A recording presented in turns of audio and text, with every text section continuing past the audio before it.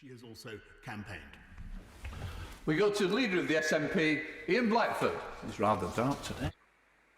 Thank you, Mr. Speaker. Our thoughts this morning are with communities in India and Bangladesh in dealing with the landfall of Super Cyclone Amphan. I'm sure the government will be monitoring the situation and will seek to give all necessary support. Mr. Speaker, every week members of this government applaud our truly heroic NHS and care staff. They have been on the front line of this pandemic, regardless of whether they were born here or born elsewhere. Indeed, the Prime Minister has thanked the nurses who cared for him, who were from New Zealand and from Portugal. Mr. Speaker, the UK has the highest number of deaths in Europe, and without their sacrifice, we would be facing something much, much worse. Now, I know the Leader of the Opposition has already asked the Prime Minister about overseas care workers, but on Monday, the Prime Minister ordered his MPs to vote for an immigration bill that defines many in the NHS and care sector as low-skilled workers.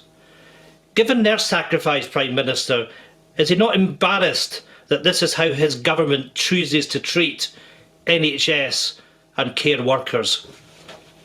Minister.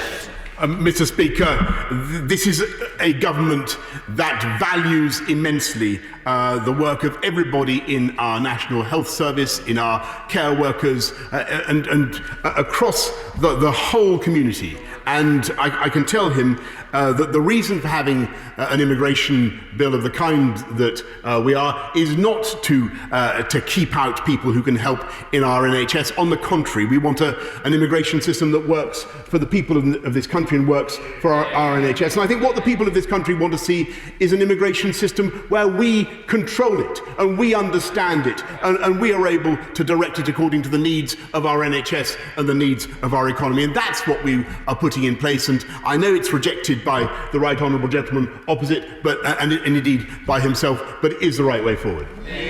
Returning to Ian Blackford. Ian Blackford. Mr. Speaker, the harsh reality is that the Prime Minister doesn't even pay NHS and care staff the real living wage, and he wants to block many of them from working here at all. We need an immigration system that is fit for purpose. The Home Secretary and the Prime Minister seem hell-bent on implementing a purely ideological immigration policy with no basis in fairness or economics. This government has talked about giving back to our NHS and care staff. Well, it's time for the Prime Minister to deliver. People migrating to these nations and choosing to work in our NHS and our care sector must have this government's cruel NHS surcharge removed, and removed immediately. Will the Prime Minister make that pledge today? Or will he clap on Thursday, hoping that no one really notices that he's giving with one hand and raking it in with the other? Prime Minister. Well, first of all, Mr. Speaker, he mentions the living wage. This is the party, the government that instituted the living wage, and now has just increased it by a massive amount. Secondly, this is the party that is putting more into the NHS, £34 billion, the biggest investment in modern times, and it will, believe me, we will continue with that investment. And I would just really, he talks about discriminatory policies at the border. The logic of his policies, Mr. Speaker, is that of have a border at Berwick.